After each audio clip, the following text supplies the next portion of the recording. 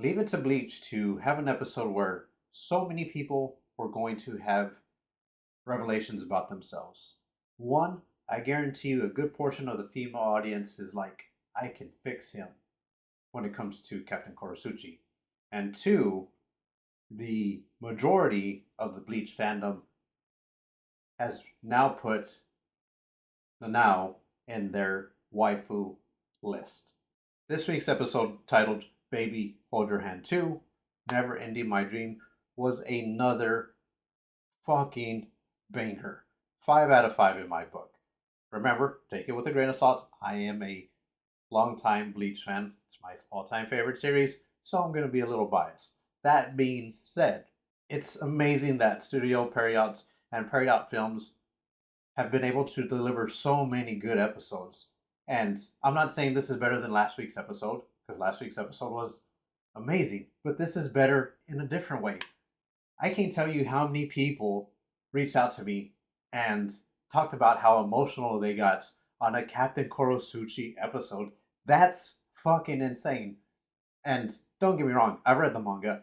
For the most part, I know what's coming. And the moment I saw this in the manga, Nemu became one of my Bleach waifus. I'll be the first to admit it. And to see it animated, oh man, the icing on the cake. The episode starts out with Pernida bursting out of Captain Korosuchi's Bankai. We saw a tease of that last week. This week we saw the more in-depth version of it. And Pernida is a very proud Quincy, to say the least. And Captain Korosuchi kind of called him out on that. He's immediately attacking Captain Korosuchi, and their fight continues. While he's shooting these arrows to Captain Korosuchi, Korosuchi realizes there's nerves attached to these arrows. So he is in a bind. He has to blow off his arm, and he sees an arrow coming right for his back. And right before that happens, Nemu steps in. Nemu, who has always stood on the sideline, a lot of people never paid her much mind. She was used for semi-comedic bits in OG Bleach. For the Korosuchi fans, she was well known to them. And it's funny seeing how many more people are coming around to her. She stepped up. She grabbed that arrow that almost shot Captain Korosuchi in the back, cut off her arm, and was ready to go to round 2. After Nemu saves Captain Korosuchi, he basically scolds her and tells her, do you know how much time I've put into you and how hard it would be to create another you? So if you did not catch that, or if you somehow it just slipped, this Nemu was created. All Nemus were created, and this is Nemu number 7. After that scolding he gives her, we get a nice flashback to when Nemu was a child, and we learn how much she loved her name, Nemu number 7.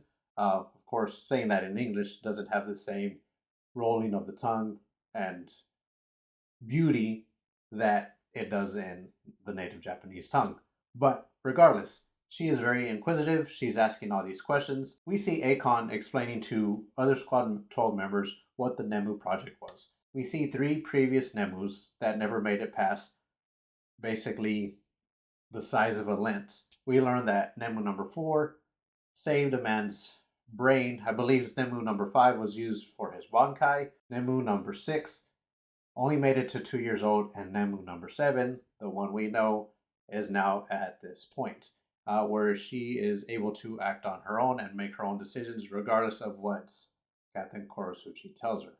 So they decide to continue attacking Pernida. Captain Korosuchi is keeping Pernida occupied, and at this point, Pernida has multiple arms in the air and 5 bows and arrows on each hand, and he's just attacking Captain Korosuchi. Korosuchi is laying a drug to help take down Pernida because it deals with the nerves and coagulating the blood vessels, stopping the movement of everything. He knows that Pernida bleeds, and by that logic, the drugs that he's dropping in the area should be enough to stop him. He tells Nemu that she has to inject the same drug into one of the arrows that is tied to a nerve that would eventually lead back to Pernida and fuck him up and hopefully stop him from moving, and he would, in theory, die. Before this happens, Captain Korosuchi notices how Pernida's voice patterns are changing, and when he talks,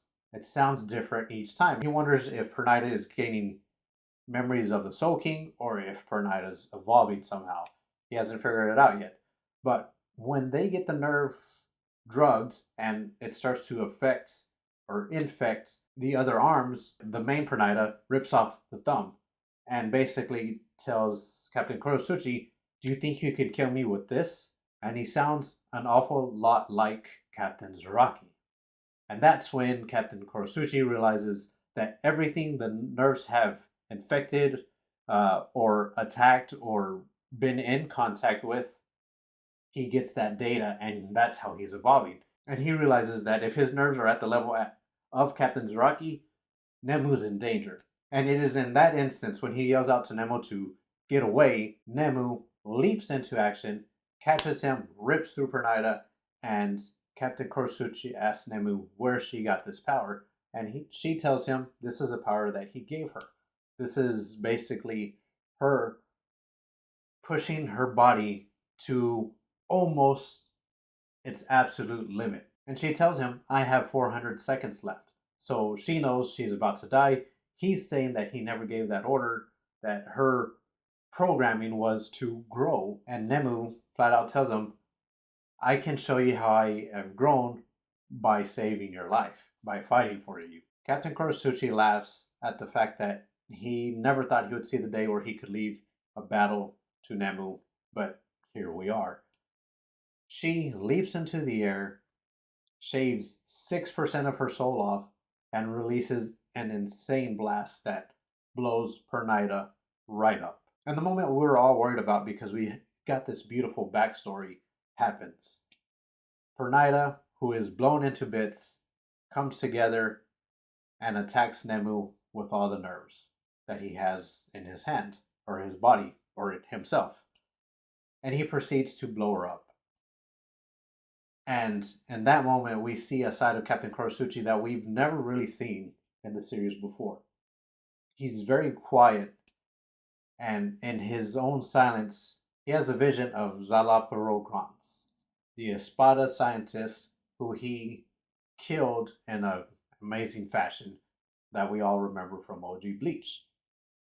And Zalaparo is telling him how he is no longer a true scientist, how he made this perfect being, and he's a hypocrite for falling to his own level because he got scolded for thinking he was the perfect being. And Captain Kurosuchi is now watching his perfect creation get destroyed by Quincy Soul King arm being monster, and he is just talking shit to him. And this whole time, Captain Kurosuchi just has his head down and he's listening to all this.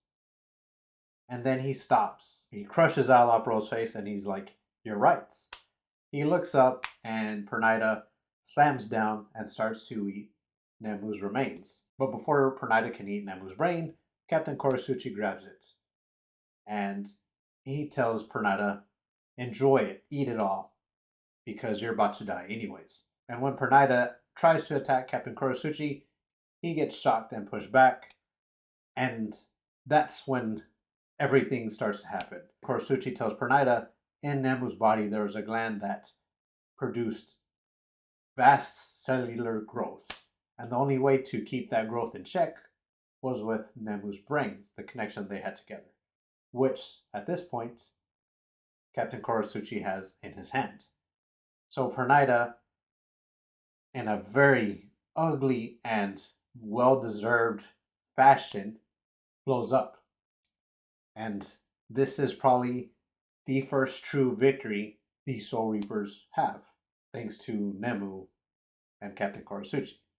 As Captain Kurosuchi is walking away, his legs start to twist up and he falls straight on his face. He laughs, saying he's no better than Captain Zaraki. And at that moment, Yumi Chika and Ikaku show up. They pick up Captain Kurosuchi and carry him to 4 pods that he had stashed away to the side. And 2 of those pods, we see Captain Toshiro Hitsugaya and Rangiku Matsumoto. They are no longer zombies and they are ready to join the fight. He tells Ikaku and Yumichika to put him in a pod, and if they want, they can put Captain Zaraki in the other pod. And in unison, thank Captain Kurotsuchi for saving Kenpachi's life, which, again, Captain Kurotsuchi did not like. That's not his character. And at that moment, Matsumoto, Toshiro, Yumichika, and Ikaku, they walk off and we don't see them for the rest of the episode. We cut back to Captain Kurotsuchi, and as that tube that he was placed in is filling with liquid, he says, "I have finally surpassed you, Kisuke Urahara." So Nemu was a creation that he put all of his money into becoming a better scientist than Kisuke Urahara. But yeah, like I said, he has been the MVP of the Thousand Year Blood War arc, and here's another example why. He brought back a captain and lieutenant, and he's going to save another captain.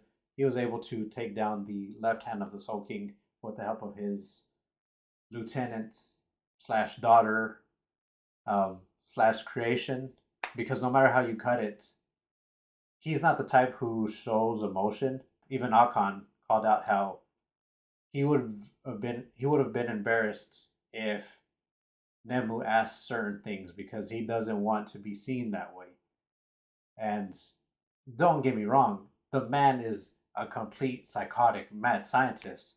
But for a split second in the story, we saw some type of humanity that he still has. Because remember, when we first see him, he was locked in a prison. So that should tell you something. He was locked in a prison for never committing a crime. OG Bleach doesn't show how sadistic this man is, but in this arc, we saw how creative he could be.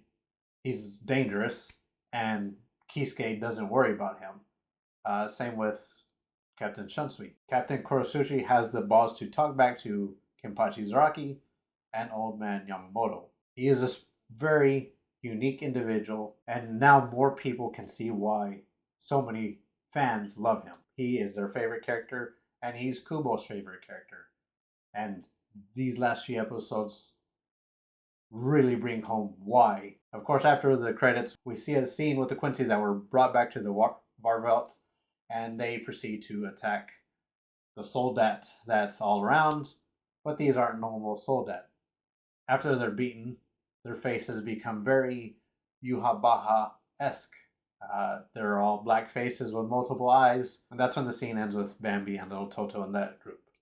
We go to Hauswalt, and we see Baz B killing the people that were with him, and they tease the beginning of their fight.